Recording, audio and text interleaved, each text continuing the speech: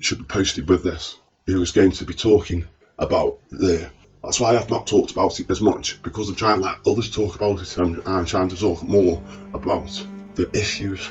But yeah, we have got two of them lined up. I want to talk about self-healing, and one of them talking about the consciousness, controlling your consciousness, and where it goes and stuff like that, and having that experience and being able to have that experience, because there's many people out there that don't even know that they have these kind of gifts, and some of them have been displayed so openly, as we said to him, on talent shows, doing levitating and all this bending stuff. That it's not hard when you can control the gravity around you, and it's not hard when they control electromagnetic forces, or the atomic forces at the atomic level, or the nano level, where they can, and just like the mind tricks, it's just, you can see that done by the illusionists like Dan Brown and people like that, that kind of tricks. They are tricks, obviously, but there is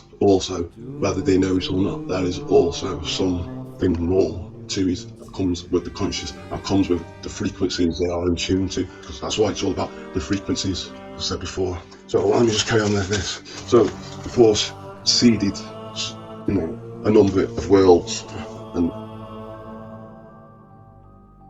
and these worlds would use these ingredients, these same ingredients, and the living force, and like Mother Nature would create from the single cell amoebas to bacteria, all the way up to the reptiles, of which she has not a fear of, but a hate of their destruction. And although we don't understand the actual translation of that yet, I don't think she just means the dinosaur kind as well, because we have also got stories of where you've heard the war in the heavens. There is a war in the space, that a kind of real war of stars, which involves reptiles, which was one of the reasons why Mother Nature, what it says is that cosmic force noticed that there was energies coming from these living things, and this energy caused vibrations that would last, and that would bleed and spew into the cosmos. It wasn't a bad thing. It started as waves, and then it came vibrations. But those vibrations, then when it mixed with the light, it started to distort the light, and with that distortion, it produced these luminous shells, as the tale goes. These luminous shells, forces, cosmic forces. What could we do with these? We've got these shells of light, these luminous, but they're just shells, and that's when it decided to make a sentient being, sent a seed down to Mother Earth, and to make a sentient being. And Mother Earth wasn't too happy, but the cosmic force told that they would govern their wills, if you like. They would govern the wills of the sentient beings. They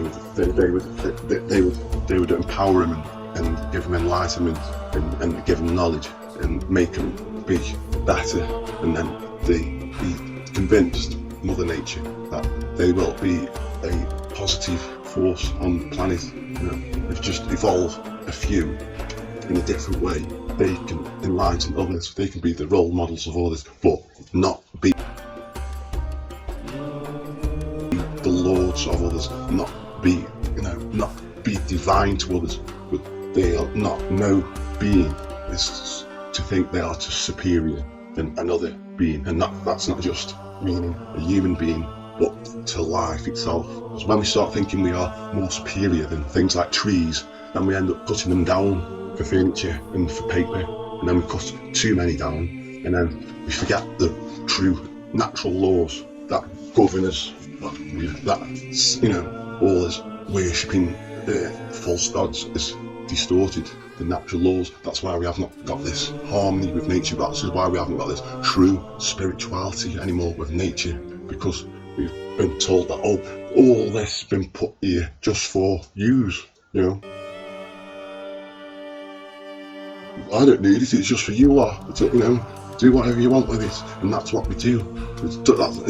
When people are taught something, that's the way they act. When they are taught these wrathful, nasty and evil and killings and deaths, and you know, God's killing this and God's killing that and God's killing this, and then this man has to be killed to, you know, to sacrifice himself for this, and then this other man has to be killed to sacrifice himself for that. Do you know what I mean? And then he's doing it all for everybody's sins who has ever lived and is going to live, even though they've only just been born, not even spoken a word yet. Do you know what I mean? How can a being do that to someone else? You know what I mean? And it's no wonder the way we treat other human beings. It's no wonder the way we fight, quarrel, we hate other human beings, because from a young age, and that's why it is meant for young kids, because that's the mind of a child's, you know, sayings, mind of a child, but you can also take in the bad stuff, and what the creators try to do is try to give it something positive, trying to say, no, this is how we live our lives, not that way. Yeah, you can try and fix it to your religion, but when you're trying to fix it to your religion, you've got to do one thing, is then you've got to say, oh yeah, there is evil and bad and good, evil and then bad and good. You know, you've got to say, like, you know, oh, so this is an evil choice then, do you know what I mean? And then you've got to, like, think of all the stuff, you know, Palpatine does before he shows himself. I mean, you know, it's the happy, cheery sanity, and that's why people say, why didn't the Jedi know? No, because they've consumed themselves and their doctrine, you know, they've indoctrinized themselves against this. They haven't had it for so long, and they've trusted the system for so long. But, you know, there is a few of them that do understand. And as you see, when, you know, the master is telling the student, you know, why you shouldn't, you know, as the tale says, you know, the cosmic force will be in control of all its wills, and it doesn't mean it's free will, by the way, which, you know, the religion takes. It just means its wills, whatever, you know, what it does, the things it does, and it will reward, and it will give to it what it does with it. So, you know, if you go, that's the thing when I'm saying that, yeah, why the pure blood imprinted themselves on, because it's a lesson that the next Jedi messed with a malevolent force, and then got their just desserts and couldn't figure out why they were always being played, and that what would have happened is that, yes, when the only thing it does say right is that, yeah, and it says that the whole Sith live in him and the whole Jedi live in here, and because that is how it comes down to at the end, because they've all killed each other in the end, they've all imprinted themselves in the end, and governing all that is those pure blood Sith who were at the very start of it. It's basically saying, well, you've opened that pot, so, you know, it's all coming out all over you now. So, I mean, you don't really, you know what I mean, you're not wiping it off because you're too bothered, but you know what I mean, but you can't close the lid anymore. So what they can't close the lid anymore, so they leave it open and think, oh well, I'll just go with it now. I mean, but they're not realising that they're being when he's saying they've been consumed, it consumes you. That's what it's been consumed by, because, and it even says in the when I was reading it, I was thinking, you know what? Well, I don't know if you've seen the things that we had off certain people on Elstree about the, you know, the early props and things that they were making, and surmising what the story would have been, and that's what we said. That's what, you know, that you have to have a retelling of that message to say to the next Jedi, you know, teacher, that, you know, you've got to learn from the mistakes of the past. You cannot just go back to as it was and think, oh, it'll be all right, because it won't. Because that prophecy, it's easy to tell prophecy when you know the cycles. If you know the cycles and the repeating cycles, it's easy to tell prophecy. Do you know what I mean? So so that even though the prophecy was done, it had consequences, because none of them knew that, you know, they would have had children, and that is why the children and the grandchildren are always plagued by not just the Sith and those Ren Knights who are, you know, so saying here that, like, you know, prophecy of the Safari, the Sith Ari, and that is what that's what, looking at what this says and what they've said and what we've said before, that's what Plagueis would have been, and that Snook would have been in the end.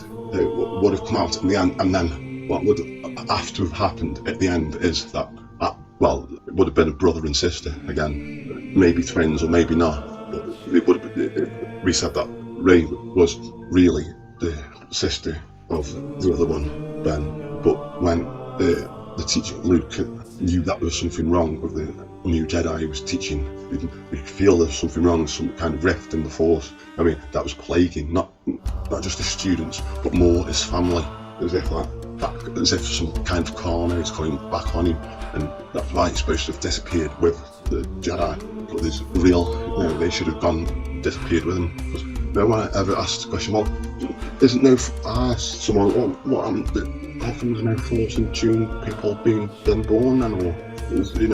Through the Empire, I know it was only like 19 years or something between the two stages, which is a lot shorter than the time between the real one and the story, the fictional one. But yeah, it tells the same stories, whether it's in a space opera or it's here on planet Earth thousands of years ago. But, it's a motif. That's just a repeating theme. So when these number of evolved beings learn the ways of the five pillars of nature, which have just been through already, but I'm trying to leave that for someone else to tell you. I'm not trying to avoid it, but I told him more about it anyway. But, I think they can do a better job of it than me. But they get to be known for being renowned, not worshipped as in God worship, but worshipped as heroes. And that's where that Haku of Egypt comes from, and that comes down as magic. And it's that kind of magic is the science not yet discovered. Then, do you know what I mean? But that could have been anything, even though it was a more advanced civilization and it has wireless energy.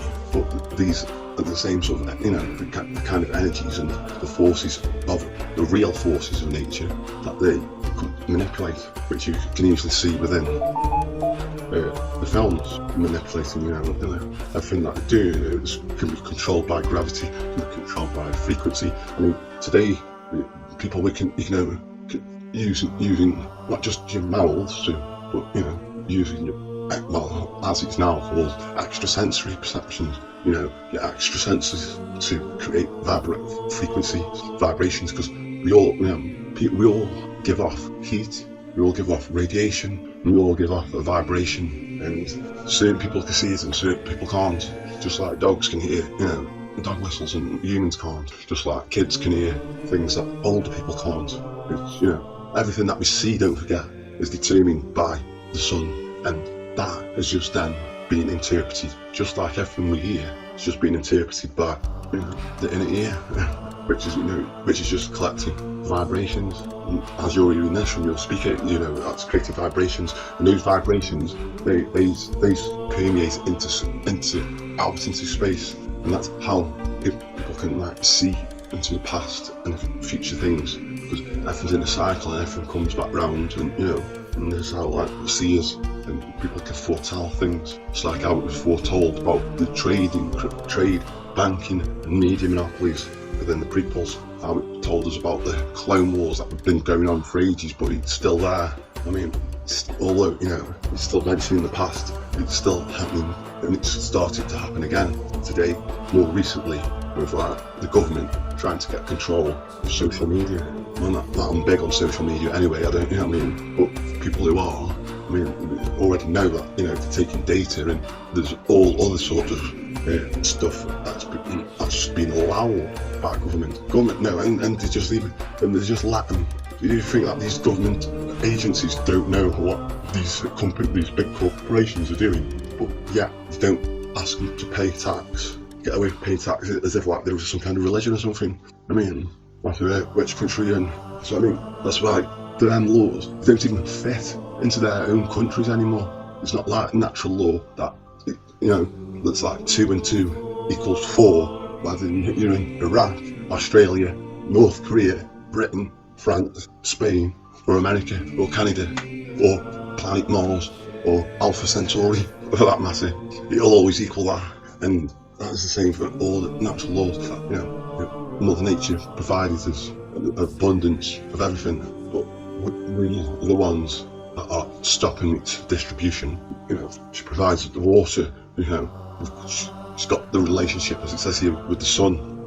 That's why there's so many sun gods, because gods, and they didn't worship the sun like that. They just knew that the sun was the one that was given life, and they respected that. And if you think there's something wrong with that, then, you know what I mean, I would rather be doing that than doing what 2.5 billion people do, and who are just praying to who was a lord in Canaan of storms, metallurgy. I don't know where the storms come from. I think it's from the furnaces and volcanoes, you know, the flames and stuff like that, the smoke and stuff. That's where that storms come from. But most importantly, it was metallurgy, and that was because there was the many copper and tin mines